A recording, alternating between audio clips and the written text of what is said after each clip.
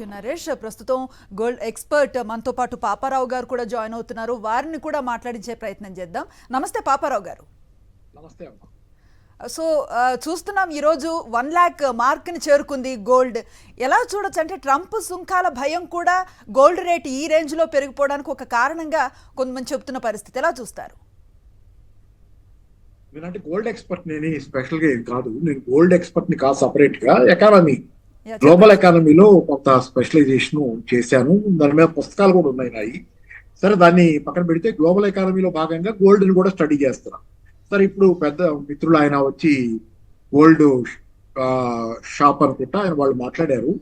వాళ్ళు చెప్పారు స్పష్టంగా ఒకటి ఏంటంటే సెంట్రల్ బ్యాంకులు బాగా కొంటున్నాయి గోల్డ్. గత అనేక సంవత్సరాలుగా చైనా సెంట్రల్ బ్యాంక్ కానీ, ఇండియన్ సెంట్రల్ బ్యాంక్, ఫెడరల్ అదే రిజర్వ్ బ్యాంక్ కానీ చాలా దేశాల బ్యాంకులు ఈరోజు గోల్డ్ కొనుగోలులో ఉన్నాయి.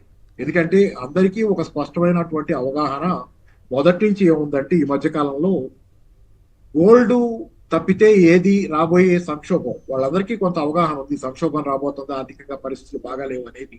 కాబట్టి గోల్డ్ మాత్రమే మన ఆర్థిక వ్యవస్థను ఆదుకోగలదు అనేదనే దాని మీదే గోల్డ్ కొంటున్నారు. ఈ మధ్య కాలంలో అది కాకుండా ఏంటంటే చైనాలో రీటైల్ ఇన్వెస్టర్లు కూడా విడివిడిగా వ్యక్తులు కూడా గోల్డ్ బాగా కొన్నారు. ఈ మధ్య దాకా విపరీతంగా కొంటానే వస్తున్నారు. వాళ్ళు కూడా పెరిగింది గోల్డ్ కొనటం. తర్వాత భారతదేశంలో ఎటుగుడి భారతీయులు విపరీతంగా గోల్డ్ కొంటారు. వాళ్ళ దగ్గర సాంప్రదాయకంగానే కొన్ని వందల సంవత్సరాలుగా గోల్డ్ అనేది ఉంది. ఈ మధ్యకాలం వచ్చిన గణాంకాల ప్రకారం భారతీయుల దగ్గర 25,000 టన్నుల గోల్డ్ నిల్వలు ఉన్నాయి. భారతీయుల దగ్గర విడివిడిగా వ్యక్తుల దగ్గర 25,000 టన్నుల గోల్డ్ ఉంది. అది మీరు ప్రపంచంలో అతిపెద్ద 10 బ్యాంకులు, అతిపెద్ద కేంద్ర బ్యాంకులు 10 కేంద్ర బ్యాంకుల కంటే కూడా ఎక్కువ గోల్డ్ భారతీయుల దగ్గర ఉందనేది. సరే, భారత రిజర్వ్ బ్యాంక్ ఇందాక ఆయన చెప్పింది కొంత 1,500 టన్నులు కొన్నారు ఈ మధ్య అన్నారు. కానీ 1,500 టన్నులు కాదు, 800 టన్నుల చిల్లర ఈ మధ్య రిజర్వ్ బ్యాంక్ కొన్నది. ఇట్లా కొంటున్నారు. సో ఎందుకంటే అందరికీ అవగాహన ఉంది సంక్షోభం రాబోతుందని.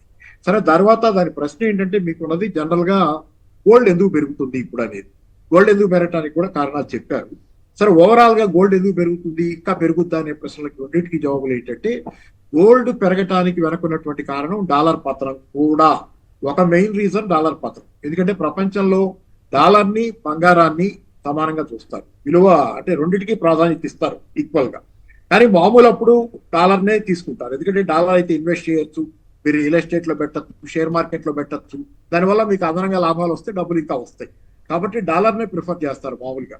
కానీ సంక్షోభ కాలంలో ఎప్పుడైతే డాలర్ విలువ పడిపోతుందో అప్పుడు బంగారాన్ని ప్రిఫర్ చేస్తారు. ఎందుకంటే డాలర్ విలువ పడిపోతే ఆ మేరకు బంగారం అనేది పెరిగి ఆ వరకు కవరప్ చేస్తుంది. సో బంగారం ఇన్ఫ్లేషన్ ని తట్టుకుంటుంది, ద్రవ్యోల్బణాన్ని, ధరల పెరుగుదలని, కరెన్సీ పతనాన్ని తట్టుకుంటుంది. కాబట్టి బంగారం తీసుకుంటారు. ఈ మధ్య కాలంలో ట్రంప్ వచ్చిన తర్వాత భారీ ఎత్తున బంగారం ధర పెరుగుతుంది. ఎందుకంటే డాలర్ విలువ కూడా పతనం అవుతుంది. చాలా దేశాలు ఈరోజు టారిఫ్లు వార్లో ట్రంప్ వచ్చి టారిఫ్లు వేయటం క్రమంలో చాలా దేశాలు ఈరోజు జపాన్ కానీ లేకపోతే చాలా దేశాలు నాకు తెలిసి ఇంకా ఇతరేతర దేశాలు కూడా ఈ డాలర్లను అమ్మేస్తారు. డాలర్ల మీద, అమెరికా కరెన్సీ మీద నమ్మకం పోగొట్టుకుని అమ్మేస్తున్నాయి. దానివల్ల డాలర్ విలువ పతనం అవుతుంది. సో బంగారం ఆటోమేటిక్ గా పెరుగుతుంది. ఇది ఇప్పుడల్లా ఆగే ప్రక్రియ కాదు. ఇలాగ ఆయన కొంచెం డైలమాలో చెప్పారు. ఏంటంటే గోల్డ్ ఎట్లా రేపు ఎట్లా ఉంటుందని తెలియదు అన్నట్లుగా సుమారుగా చెప్పారు. కానీ ఏంటంటే ఇది ఇప్పుడు ఆగే ప్రక్రియ కాదు. ఎందుకంటే డాలర్ కనుక ఆకస్మికంగా పడిపోయే అవకాశాలు పెరుగుతున్నాయి. ఎందుకంటే మీరు పైకి ఎప్పుడు పడిపోద్దో నన్ను అడిగినా చెప్పలేను, లేకపోతే ఇంకెవరిని అడిగినా చెప్పలేను. ఎందుకంటే అది పైకి కనపడేది కాదు. టిప్పింగ్ పాయింట్ అనే ఒక పుస్తకం ఉంది, టిప్పింగ్ పాయింట్ అని. అలాగే quantitative accumulation leads to qualitative leap అనే ఒక సిద్ధాంతం డైలెక్ట్రిక్స్ లో ఉంది, గతి తర్కంలో ఉంది, హెగెల్ గతి తర్కంలో ఉంది. అంటే ఏంటంటే ఒక పాయింట్ దాకా ఒక ఇది అక్యుములేట్ అయిన తర్వాత దాని నుంచి క్వాలిటేటివ్ గా కొత్త గుణాత్మక మార్పు వస్తుంది. అది ఎప్పుడు వస్తుందో మీరు చెప్పలేదు. కాబట్టి డాలర్ పడిపోవడానికి అవకాశాలు పెరిగినాయి.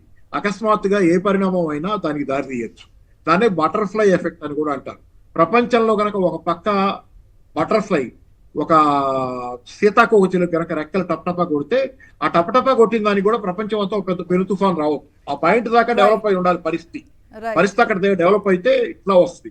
సో ఓవరాల్ గా ఇది ఒక కారణం. తర్వాత ఏంటంటే ప్రపంచవ్యాప్తంగా రియల్ ఎస్టేట్ పతనంలో, అలాగే మీకు షేర్లు పత్రంలో ఉన్నాయి, షేర్లు డైలమాలోనే ఉన్నాయి, ఎప్పుడేమవుతుందో తెలియదు.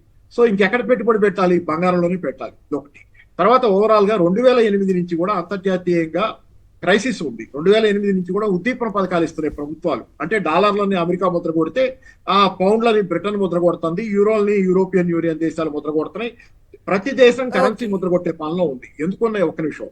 ఎందుకున్నాయి కరెన్సీలు ముద్రగొట్టే పాలన అంటే ఆటోమేషన్ పెరిగి చాలా దేశాల్లో ఉద్యోగాలు లేవు. అలాగే ధనిక దేశాల్లో అవుట్ సోర్సింగ్ వచ్చింది, వేరే దేశాలకు ఉద్యోగాలు వెళ్ళిపోయినాయి, ధనిక దేశాల్లో ఉద్యోగాలు లేవు. చౌక శ్రమ శక్తి వెతుక్కుంటా జపాన్ కో చైనాకో, జపాన్కో, కొరియాకో, లేకపోతే భారతదేశానికి సర్వీసెస్ ఇండస్ట్రీస్ వచ్చేసినాయి. కాబట్టి ధనిక దేశాల్లో ఉద్యోగాలు లేవు కాబట్టి ఆ దేశాల్లో జనాలకి డబ్బులు చేతిలో పెట్టి డబ్బులు ముద్రగొట్టి దాని ద్వారా మెయింటైన్ చేస్తున్నారు. ఈ డబ్బులను విపరీతంగా ముద్రగొట్టడం కూడా డబ్బుల విలువ పత్రం. సో ఓవరాల్ గా ఇది ఒక క్రైసిస్ సిచ్యువేషన్. ఇప్పుడల్లా బంగారం ధర పెరుగుదల ఆగే అవకాశాలు లేవు. ఈ సంక్షోభం ఇప్పుడల్లా సద్దుమణిగే అవకాశాలు లేవు.